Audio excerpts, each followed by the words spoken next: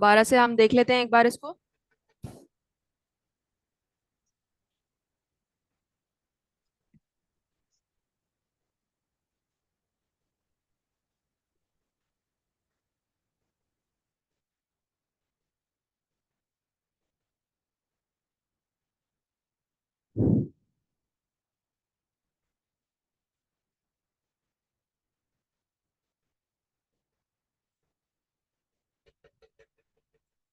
ये हमारी एंटीजन है।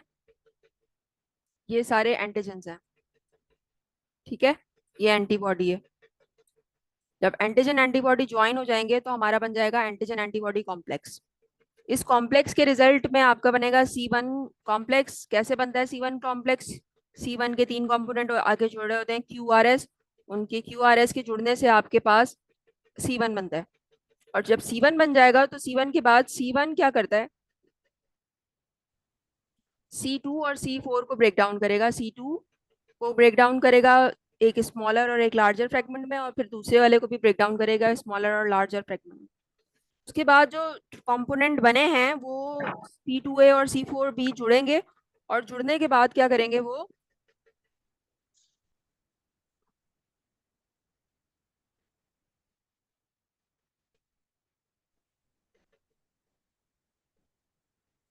जुड़ने के बाद क्या करेंगे? C3 कन्वर्टेज बनाएंगे। C3 कन्वर्टेज C3 को कन्वर्ट करेगा, फिर से दो हिस्सों में ब्रेक डाउन करेगा, C3A C3B में। C3A का फंक्शन इन्फ्लेमेशन करना होता है। दूसरे का फंक्शन क्या है? ये दोनों में पार्टिसिपेट करता है, साइटोलिसिस में और ऑप्सोनाइजेशन में। तो ये हमारा क्लासिकल पाथवे है। क्या classical pathway? Classical pathway of activation of C3 की एक्टिवेशन का। अब आगे देखते हैं। अब देखेंगे हम इसका ऑल्टरनेटिव पाथवे। C3 दूसरे तरीके से कैसे एक्टिवेट हो जाता है। C3 की एक्टिवेशन का एक और तरीका भी होता है जिसको हम कहते हैं ऑल्टरनेटिव पाथवे। ऑल्टरनेटिव का मतलब क्या है? कैसे C3 ऑल्टरनेटिवली एक्टिवेट हो जाएगा। तो C3 ऑल्टरनेटिवली जब एक्टिवेट होगा, ऑप्सोनाइजेशन वो प्रोसेस होता है जिसमें बैक्टीरिया की सरफेस पे या तो कॉम्प्लीमेंट प्रोटीन या फिर एंटीबॉडी अटैच हो जाती है। जब बैक्टीरिया की सरफेस पे एंटीजन सॉरी एंटीबॉडी या कॉम्प्लीमेंट प्रोटीन अटैच हो जाती है तो उस बैक्टीरिया को हम कहते हैं ऑप्सोनाइज्ड। और वो ऑप्सोनाइज्ड बैक्टीरिया बहुत ज्यादा क्विकली आइडेंटिफाई करता है आपका मैक्रोफेज फेगोसाइटोसिस के लिए। तो हमारी बॉडी में बिना ऑप्सोनाइजेशन भी फेगोसाइटोसिस हो रही है, लेकिन जब ऑप्सोनाइज हो जाता है तो वो ज्यादा क्विकली बहुत जल्दी से फेगोसाइटोसिस होगी। इसलिए आपकी आइडेंटिफिकेशन कि ये चीज पैथोजन है वो हम करवाते हैं एंटीबॉडी से या फिर कॉम्प्लीमेंट प्रोटीन से। उस प्रोसेस को हम कहते हैं ऑप्सोनाइजेशन। बेसिकली बैक्टीरिया को आपने टैग लगा देना है कि ये क्या है। ये है फॉरेन बॉडी, ये है नॉन सेल्फ। और जब उसके ऊपर वो टैग लग जाता है तो जस्ट वो टैग दिखता है और फैगोसाइटोसिस उसकी स्टार्ट हो जाती है। इसलिए इसको हम ऑप्सोनाइजेशन कहते हैं। टैग कर देना, बैक्टीरिया को टैग कर देना कि अब इसकी फैगोसाइटोसिस होगी, इसको हम कहते हैं ऑप्सोनाइजेशन। अब ऑल्टरनेटिवली C3 कैसे एक्टिवेट होता है?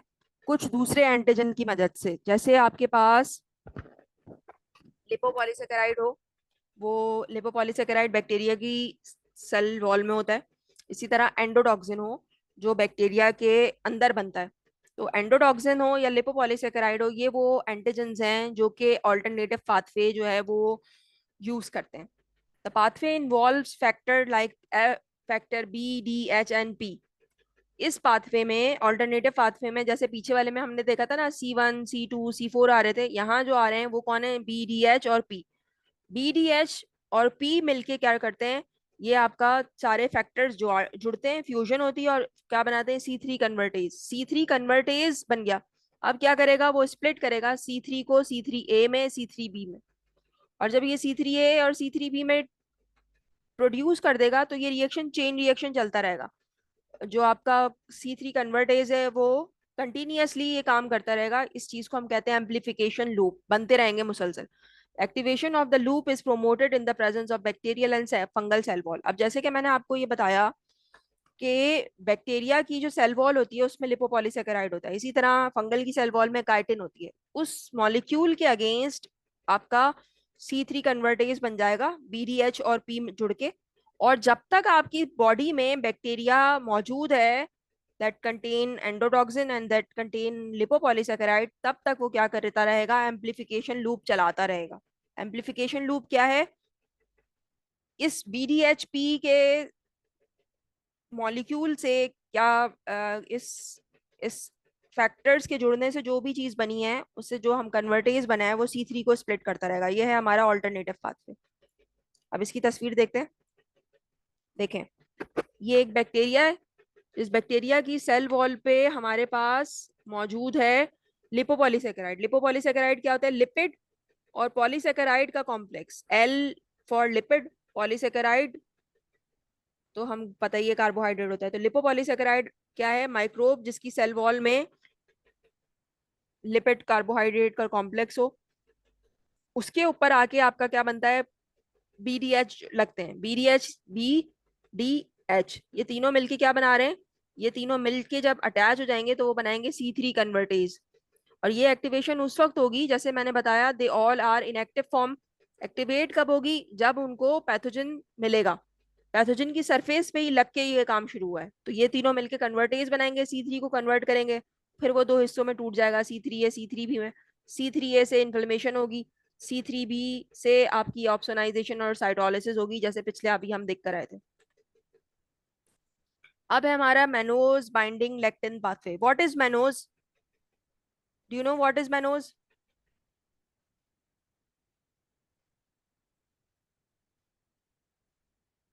मैनोज क्या होता है?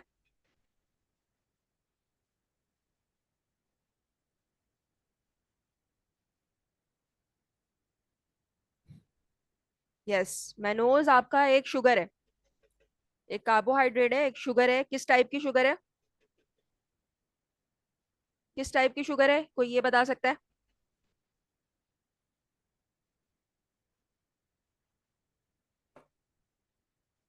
बिल्कुल, 6 कार्बन सिंपल शुगर है। मोनोसेकेराइड है, 6 कार्बन होते हैं, ग्लूकोज की फैमिली से बिलोंग करती है, एक एल्डोज शुगर है। तो जिस तरह ग्लूकोज C6H12O6 है, इसी तरीके से मैनोज भी सेम मॉलिक्यूलर फॉर्मूला होता है, C6H12O6। तो इस पाथवे का नाम है मैनोज बाइंडिंग लेक्टिन पाथवे। तो मैनोज क्या हो गया? शुगर हो गई। बाइंडिंग का मतलब बाइंड करना। What is lectin? किसी को पता है लेक्टिन क्या होता है? किसी को पता है लेक्टिन क्या होता है?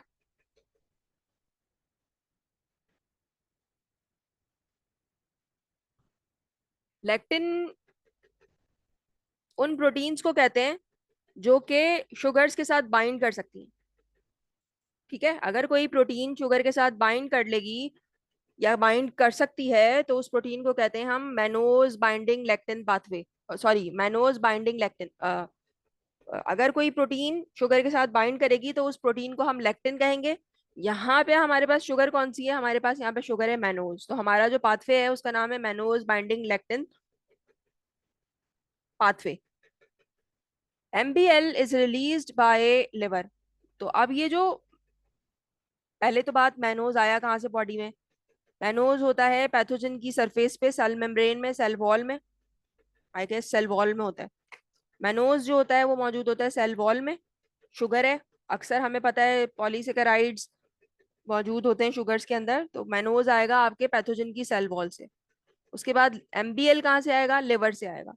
जब बॉडी डिटेक्ट करती है मैनोज को सिस्टम में, अपनी बॉडी के अंदर, जब इम्यून सिस्टम ने रिकॉग्नाइज किया कि मैनोज है, तो वो क्या करेगा? मैनोज बाइंडिंग प्रोटीन प्रोड्यूस करवाएगा लिवर से। Mannose binding lectin MBL produce करवाएगा लिवर से। जब उसको ये सिग्नल मिलता है कि बॉडी में मैनोज आया हुआ है, कहाँ, कौन देता है? फेगोसाइटोसिस करने वाले सेल्स देते हैं, फेगोसाइट देते हैं। This in turn activate MBL associated serine protease. इसकी वजह से क्या होता है? आपके पास मैनोज बाइंडिंग पाथवे एक्टिवेट हो जाता है, जिसको हम कहते हैं MASP1 and MASP2, mannose binding serine protease. Mannose को बाइंड करने वाले प्रोटीएज। सीरीन प्रोटीएज बेसिकली एक टाइप का प्रोटीएज होता है जिसके एक्टिव साइट पे सीरीन होता है। ठीक है, तो सीरीन अमाइनो एसिड उस प्रोटीएज की एक्टिव साइट पे होता है। तो प्रोटीएजेस को 3 डिफरेंट ग्रुप्स में क्लासिफाई करते हैं। एक सीरीन प्रोटीएज होता है, एक एस्पार्टिक प्रोटीएज होता है, एक और भी होता है कोई।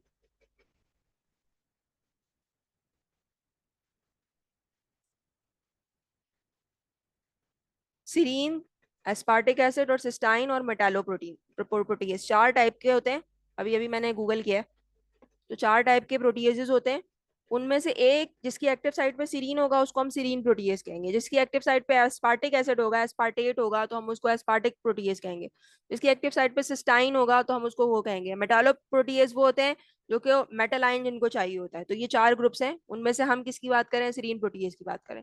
ये जो सीरीन प्रोटीएज वाला एमबीएल है, ये क्या करता है? जिस तरह पहले आपके पास C3 पहले वाले पाथवे के अंदर C1 ने C4 और C2 को ब्रेक डाउन किया था ना, यहाँ पे ये प्रोटीएज इसको ब्रेक डाउन करेगा, C4 और C2 को। ये ब्रेक डाउन होके वापस से C3 बनाएंगे जैसे पहले बना था। और वो क्या करेगा? अपना जो काम होता है वो वही करेगा। ये यहाँ पे उसकी समरी हो रही है। C2 को ब्रेक डाउन करेगा mannose binding serine protease into C2A and C2B। Likewise C4 को भी वो ब्रेक डाउन करेगा into C4A C4B। फिर इनके कंपोनेंट्स मिलके C3 बनाएंगे। और वो C3 क्या करेगा? वो मजीद C3 को एक्टिवेट करवाएगा। ये C3 कन्वर्टेज मजीद C3 को कन्वर्ट करवाएगा, जो कि C3A और C3B बनते हैं। और वो C3A C3B हमें पता है, अभी हम देख कर आए हैं। तो ये है हमारा पाथवे। सबसे पहले बॉडी में एक बैक्टीरिया आया, ग्रीन वाला बैक्टीरिया है। इसको फैगोसाइटिक सेल ने खा लिया। जब फैगोसाइटिक सेल इसको खा लेगा तो वो बताएगा कि इसकी सरफेस पे तो मैनोज था, ये निकाल दिया येलो वाले मैनोज। वो जाएंगे लिवर में। लिवर प्रोड्यूस करेगा मैनोज बाइंडिंग लेक्टिन। ये जो मैनोज बाइंडिंग लेक्टिन होती हैं, ये क्या करती हैं? ये जाके बाइंड कर सकती हैं मैनोज के साथ। अब एक बैक्टीरिया को उसने इनगल्फ किया, फैगोसाइटोसिस किया, उसके रिजल्ट में उसने एपीसी के तौर पे एंटीजन प्रेजेंट की जिसमें मैनोज था। उस मैनोज के अगेंस्ट लिवर ने बनाया मैनोज बाइंडिंग लेक्टिन।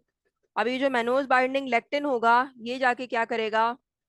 माइक्रोब की सरफेस पे बाइंड करेगा। ये देख रहे हैं, ये बैक्टीरिया है एक और, उसी का जूम करके रखा हुआ है। इसकी सरफेस पे आके ये लेक्टिन लग गए। ये वो बैक्टीरिया है जिसकी सरफेस में लेक्टिन होगा, ये नाम है। ये सब एग्जांपल्स हैं जिसकी सरफेस में मैनोज होता है। कैंडिडा एल्बिकन्स, कैंडिडा एल्बिकन एक ईस्ट है, इन्फ्लुएंजा वायरस है, एचआईवी वायरस है, साल्मोनेला स्ट्रेप्टोकोकाई आपके बैक्टीरिया हैं। तो ये आपके फंगल भी हैं, वायरल भी हैं और स्ट्रेप्टोकोकाई भी हैं। जो तमाम के तमाम डिफरेंट ग्रुप के पैथोजेंस हैं, उनकी सरफेस में आपके पास मैनोज हो सकता है। उनकी सरफेस ये बाइंड करेगा। जब ये बाइंड कर लेगा तो mannose binding lectin serine protease क्या है वो एक्टिवेट हो जाएंगे, जो कन्वर्ट करवाएंगे C2 को और C4 को। या हमारा C3 कन्वर्टेज बनेगा। C3 कन्वर्टेज C3 को कन्वर्ट करेगा C3A और C3B में। फिर वो अपना वही वाला काम करेंगे, ऑप्सोनाइजेशन, साइटोलिसिस एंड डीग्रानुलेशन। अब यहाँ तक पहले तो बताओ, कुछ समझ में आ रहा है क्या बोल रही हूँ मैं? आ रहा है, टूट रहा है, आ रहा है, टूट रहा है, कुछ पल्ले पड़ रहा है, कुछ समझ आ रहा है? कोई सवाल?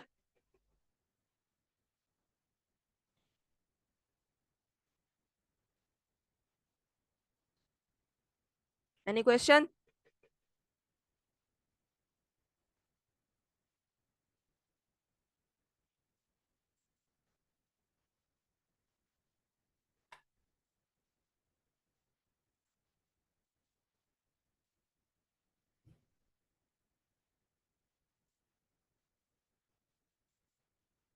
ठीक है भाई,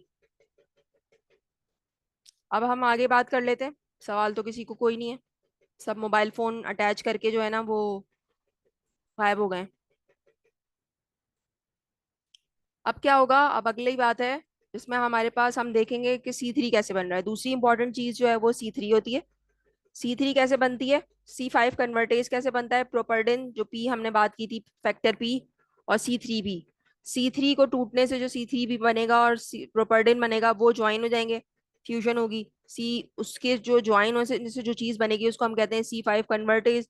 ये जो C5 कन्वर्टेज होता है वो कन्वर्ट करेगा C5 को इंटू C5A एंड C5B। ठीक है, ये C5A C5B में कन्वर्ट करेगा इसको। अब ये फिर दो हिस्सों में टूट गया, C5A C5B में। अब फंक्शन क्या है C5A का? इनहांस करता है इन्फ्लेमेशन और कीमो अट्रैक्टेंट है। तो ये भी क्या है? ये भी इन्फ्लेमेशन में काम कर रहा है। ये भी आपके पास क्या है? फैगोसाइटोसिस को अट्रैक्ट करता है वाया कीमोटैक्टिक इफेक्ट। और वो जो कीमोटैक्टिक इफेक्ट से फैगोसाइटोसिस आते हैं, वो क्या करते हैं? हेल्प आउट करते हैं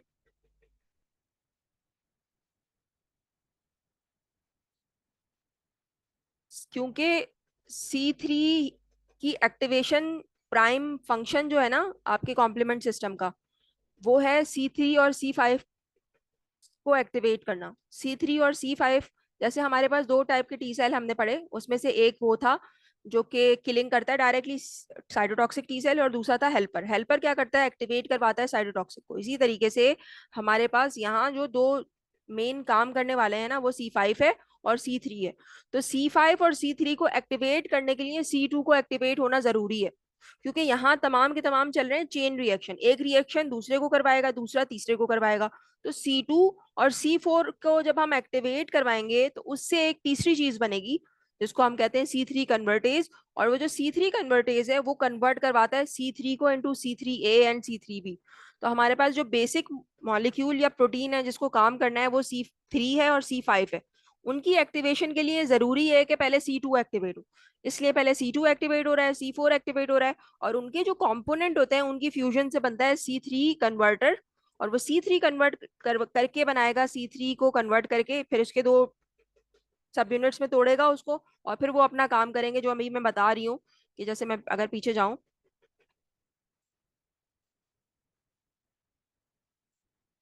जैसे ये C3 टूटा C3A C3B में, ठीक है, ये C3A। अब आपके सवाल का जवाब यहाँ फिर से देखिएगा, C2 टूटेगा, साथ में C4 भी टूटेगा। ये दोनों टूटे क्यों हैं, क्योंकि इनके कंपोनेंट से हमारे पास जो चीज बनेगी वो आपके C3 को कन्वर्ट करवाएंगे। C2A C4B और C4A C4B में से दोनों के कंपोनेंट मिलके बनाते हैं C3 कन्वर्टर। और C3 कन्वर्टर आपका C3 को कन्वर्ट करवाएगा, उसको ब्रेक डाउन करेगा फिर से दो हिस्सों में, C3A C3B में। अब ये इनके फंक्शंस हैं, क्या जरूरत है हमें उसको तोड़ने की, क्योंकि C3B जो है वो सेल की सरफेस के साथ अटैच हो जाता है, और जो बैक्टीरिया की सरफेस के साथ अटैच हो जाता है ताकि बैक्टीरिया की ऑप्सोनाइजेशन हो या फैगोसाइटोसिस हो। इसी तरह C3A का काम क्या है, वो काम कर रहा होता है एज अ एलर्जिक या हाइपर सेंसिटिविटी मीडिएटर, डीग्रैन्युलेशन करवाता है आपके इम्यून कॉम्प्लेक्स में से ताकि इन्फ्लेमेशन हो सके। और फिर क्या है, सेल की सरफेस के साथ बाइंड करेगा ताकि सेल का जो साइटोप्लाज्म है वो बाहर आए और सेल टूट जाए। तो इसलिए हमारे पास ये प्रोसेस चल रहे हैं। ठीक है, अब हम ये बात कर रहे थे कि C5A का काम क्या है, इन्फ्लेमेशन कराना, या वो कीमोटैक्टिक इफेक्ट है जहां पे C5A होगा उसके पीछे पीछे फैगोसाइटोसिस चल चल के जाएंगे फैगोसाइटोसिस करने। दूसरा काम क्या है, membrane attack complex banana. What is membrane attack complex, C5B जो होता है वो जाके अटैच हो जाता है बैक्टीरिया की सरफेस के साथ। बैक्टीरिया की सरफेस के साथ जब वो अटैच हो जाता है तो उसके अटैचमेंट इन सारे कंपोनेंट को लेकर आएगी, C6 C7 C8 C9। आपने देखा, मैंने आपसे ये कहा था कि ये जो प्रोटीन के नाम है 1 2 3 4 5 6, ये इस ऑर्डर में नहीं आ रहे बल्कि ये रैंडमली आ रहे हैं। पहले C1 आ रहा है, फिर 2 आ रहा है, 4 आ रहा है, फिर 3 आ रहा है, 3 के बाद 5 आ रहा है, 5 के बाद C6 7 8 9 आ रहे हैं, तो ये आगे पीछे आ रहे हैं। ठीक है, तो C5B जाके बैक्टीरिया की सरफेस पे लगेगा, और बैक्टीरिया की सरफेस पे लगने के बाद क्या करेगा, वो ट्रिगर करेगा C6 C7 C8 और C9 की बाइंडिंग। ये अब ये सारी की सारी चीजें जाके बैक्टीरिया की सरफेस में लग जाएंगी, तो उस असेंबली को हम कहते हैं membrane attack complex, MAC। Membrane attack complex क्या करता है, सरफेस पे अटैच हो जाता है, और वो सेल में, जिस तरह आपने देखा था, मैंने आपको बोला था पोरफिरिन क्या करता है, सेल की सरफेस में जाके सुराख कर देता है, इसी तरीके का काम हो रहा है।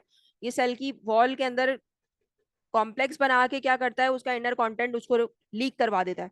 और जब इनर कंटेंट बाहर आ जाता है तो ऑस्मोटिक बैलेंस खराब होता है और बैक्टीरिया क्या लाइज हो जाता है या मर जाता है।